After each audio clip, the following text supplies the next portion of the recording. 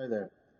Thought I'd say a few words about the Eurovision Song Contest. I may have done this before, can't actually recall. I haven't checked my settings, maybe I have a few years ago. But I think it's worth saying, having a bit of commentary about this because it's something that gets a lot of discussion going. Even though most people dismiss the event as basically a big carnival of silliness, amongst other things. So I watched it last night with my parents. They feel the same way, more or less, as I do. Um, Malmo, Sweden. It was definitely quite a forgettable Eurovision. I certainly don't think it's one that stands out. The presenters were kind of lackluster. I don't think they were great presenters. The jokes fell flat. They were a bit. I don't know. I just don't think it was one of the more memorable Eurovisions, other than the low bar of a lot of the performances. Now, of course, a lot of this is subjective, but I'll be honest, I've always watched Eurovision. I always sort of seen it as it's not really a serious thing, it's all a bit of fun. I think that's true to an extent. There is a certain kitsch element to it, whereby no one really takes it that seriously, except the acts themselves. Presumably, they want to win, and even then, some of the acts you sort of get the impression they're not taking it seriously. Um, I think there's not that many people that seriously sort of get angry about the Eurovision, to the point where they would see it as something to be really, yeah, lose sleep over. On the other hand, it is a major event. It is, I understand, the largest music event of its kind in the world. It's an event that's been going for 68 years, and there is a lot of money involved in terms of the organization, in terms of the preparation, in terms of the fact the Big Five, the UK, Germany, France, Italy, and Spain fund the thing. So these things are not solely to be dismissed. There are questions there. I've heard people saying we should just leave. Kind of has echoes of the Brexit arguments, although it's I don't know. I think when you have a competition with a lot of countries, it's unrealistic to expect us to be in the top five every time or something. But it is fair to say in the 21st century we've done pretty badly overall. One big exception was Sam Ryder a few years ago, and I actually liked his entry. I thought it was quite catchy, quite enjoyable. Um, our entry last night, frankly, I thought was a mess. I do not think there was anything of musical talent there whatsoever. But then I feel that's true of most of the acts last night. I actually voted for Armenia just for the hell of it, just because I liked the fact they came out in traditional dress and it was kind of a catchy song. Um, but I wouldn't say anything that set was exceptional in terms of musical talent. Actually, one of the better ones was Israel. Of course, there was controversy over Israel's entry. Russia has not been allowed to participate for a while now. Um, I don't know. I've mixed views on that. I mean, if you get into a situation where countries are barred for controversial policies or being involved in controversial campaigns, and I have been critical of Israel recently, then where do you draw a line? Because no country is innocent. No country can say that they haven't done things in at some point that is worthy of some sort of blame. Um, so I think that would get into a realm of where do you draw a line? Um, Israel did take part. There was some booze towards the EBU chairman, I believe he was, presumably because of Israel being allowed to enter. What was notable, though, was the difference between the jury vote and the public vote. Now, the technical side of this is a little bit confusing. I can't quite get my head around it totally. I understand that the jury votes like, from each country. That's, I guess, professional pundits, and then the public votes. But I don't know, like, for example, when you hear a country has 8 points or 10 points or 12 points, does each point represent like 1,000 phone calls? Or I've never quite understood how that works. Um, it's interesting because the hosts were doing that thing of sort of politely getting people to move on for the results. And that's always a comical stage, actually, as much as the acts themselves, especially with Graham Norton's one liners. I think he's filled Terry Wogan's shoes well. Um, but you get those sort of sarcastic one liners and the kind of and then the hosts are trying to move them on, and you get the situation where they are, yeah, they then read out the national juries, and then there's a big discrepancy between those and what the public vote. Israel, Croatia, France all done very well on the public vote. You know, it really elevated them up. Ukraine as well. The jury votes. The UK done well on the jury vote, but we got nil points on the public vote. Now, frankly, I think it's deserved. I think our act was a mess. You know, from a purely human perspective, yes, I feel somewhat sorry for Ollie Alexander. It will be disappointing, you know, to come last. And from a purely human perspective, I you know, sympathise with him. But the act came across to me as nothing but a kind of very in-your-face drag show. It was like basically a gay fantasy. You know, he's there, all these guys are in boxer shorts, and it's just the sexual innuendo is really, to me, it's just right there. And it's not even, you know, it's not that it's a gay thing, although I think that I'll talk about that in a minute. But I think just generally the Eurovision has been a bit too sexually explicit in recent years, just for the sake of it. It's like shock for shock's sake. Now, obviously, there's a difference from the 50s and 60s when people would come up in like bow ties and cocktail dresses and stuff. You know, it's going to move with the times. But if you look at Eurovision and you look at it absolutely honestly, it is fair to say that there's a big LGBTQ plus thing going on there.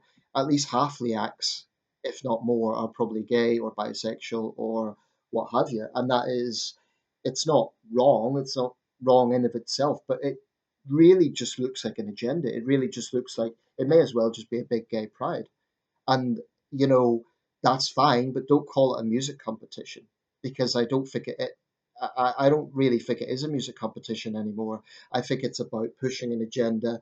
You know, you get the mantra, it's all about inclusiveness, it's all about equality, that's all fine. You know, it's all woke, but be honest about it. Don't call it a music competition because I don't think it is. I mean, honestly, if you had a heterosexual singer with a sort of good generic pop song, they will get near the bottom, or they certainly won't win because it just doesn't sell in the Eurovision anymore. So I don't think it's wrong to point that out. It's just an obvious thing that, you know, the kitschness has always been there to an extent, but I think in recent years it's just went in overdrive. It's become boring. It's like every act is doing that now.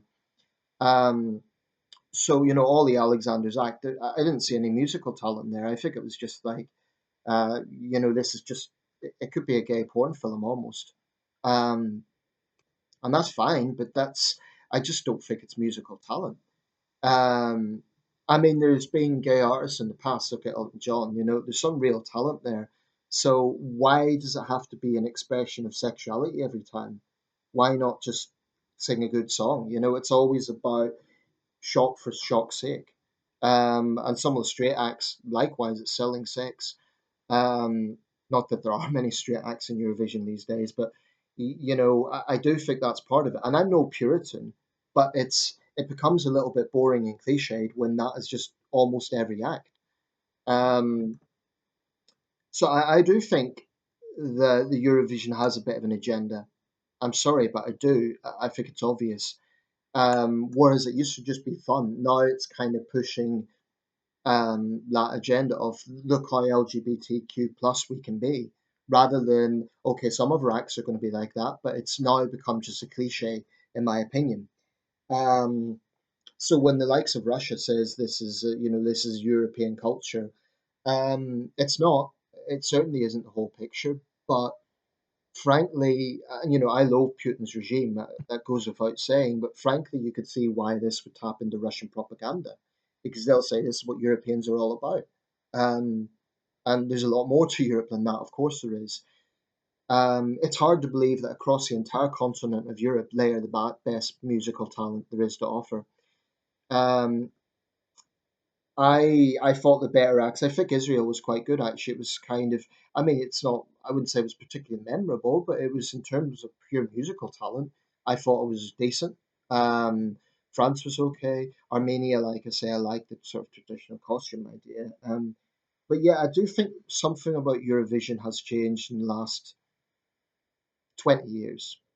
There's always been a cheesy, silly, kitsch side to it. That's true, but something about it in recent years has just become cliched, to the point where it's almost no longer fun. And that was for me always the appeal. It was a bit silly. You didn't take it seriously. But when it becomes cliched, then you take away that element of surprise. Now, it's always good to have a bit of a quirky act that's just out there. And I suppose there were a few last night. The Finnish entry, I don't know what he was doing. Microsoft 95 guy coming out of an egg with no pants on. There's zero musical talent there, but it's memorable for all the wrong reasons.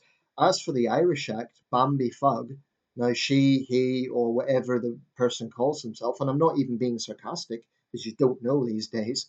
Um, Apparently, said they were fiercely pro-Palestinian. Well, it wasn't exactly a protest song, but I do think it was shock for shock's sake.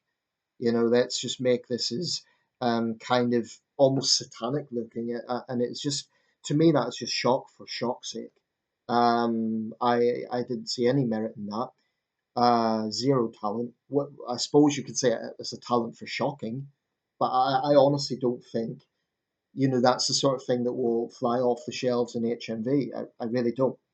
Um, so the question is, does Eurovision represent the wider music industry? Maybe it does, maybe it doesn't. I don't think much of the wider music industry generally, because I think it's far too dominated by um, trashy music videos. Again, it's materialistic. It's about sex, fast money, I'm thinking of sort of the likes of Cardi B, um, most rappers. I mean, this is all subjective, okay? People are going to say, oh, Nathan, that's your opinion. And they're right, it is. I'm not saying, I have the gospel truth on this, but it's just an honest observation. One struggles to find much in the music industry nowadays that can be said that's just an enjoyable, catchy hit that isn't trying to sell sex or isn't trying to sell something else. You know, it's just good fun pop. That seems to be missing, honestly. Or there isn't a great deal of it around. I'm not going to say it's totally absent. We can't totally dismiss the whole music industry, but I think for me, the thing about Eurovision is also you do have to question. I'm not going to say outright corruption, but you have to wonder: is there a trajectory when Britain is always coming near the bottom? Now, we can't say that all our acts are the same. Sam Ryder, for example, is very different from Ollie Alexander. Um, so is there political voting? Do people, for example, do people vote against the UK because of Brexit? In which case it's pathetic. They should be voting on musical merit alone. Um, so I don't know. I'll probably continue watching the Eurovision. Um, I think it's a huge competition, so it takes guts to appear on stage. I give the performers credit in that sense. But honestly, can we say it's all about musical talent? No, and I don't know how the national juries can actually find much musical merit in a lot of that stuff. Honestly, to me, last night, half the acts were like bad drag acts, not even good drag acts, bad drag acts. Just I just didn't see much talent there. There was a few exceptions, but not many. Um, People will say, if you don't like it to watch, well, I don't dislike it. I like it enough to watch. I like the idea that it rotates between countries, and one country gets the opportunity to host, and there's a little bit of showcasing national culture there. But I do think something's changed in the Eurovision from even the 2000s, and not entirely in a good way. I think it's a little bit too cliched. I do think there is an obvious kind of LGBTQ plus agenda going on there. And it isn't just about inclusivity and okay, we've got some gay acts or trans acts or bisexual acts, which is totally fine. I want to be clear about that. But when it's pretty much every other act, that doesn't correspond to the wider public. It doesn't correspond to, you know, that isn't a fair selection of society. It's just doing it for its own sake. So that's how I feel about it. I'll probably watch it next year. It'll be in Zurich or Geneva or Bern. I'm not sure if Switzerland's won before. Again, the winner. It wasn't the worst, but I didn't see anything special about it. Could it be that he was wearing a dress? Okay, so he's being edgy. He wears a dress, but it's nothing to do with music. And the song was utterly forgettable. I mean, in my opinion, I have to keep putting that caveat. Some people might think it was great. I really don't. I thought the Croatian one was a bit more catchy, at least. But yeah, that's how I feel about it. And you can't say, oh well, we keep doing the same thing because we've tried different things. I'm talking about the UK. I mean, we tried, for example, Scooch. That was silly. That was kitsch. It was, when they had done the whole flight attendant thing, and we came near the bottom that year. So we can't say that silliness wins because it doesn't always work. Sometimes ballady type pieces win. Now, I wouldn't totally dismiss Eurovision. There's been some years I think the winners were genuinely pretty good. For example, Alexander Rybak, 20, 2009, Fairy Tale. I thought that was catchy. I thought that was a good song, you know. So sometimes there's a merit there, but I think so much of the time it's shock for shock's sake, and let's see who could be the most outrageous and give them the points. I don't know. That's how I feel about it. I don't think we should pull out because it would just look petty. It would look kind of like all the British are just sour grapes because they're not winning. Well, neither does Germany. Neither does other France. Barely ever wins. So I don't know. I don't think we should pull out, but I do think something about it has changed. And it may be that, I get tired of watching it if it just keeps being so cliched. I don't know. That's how I feel about it.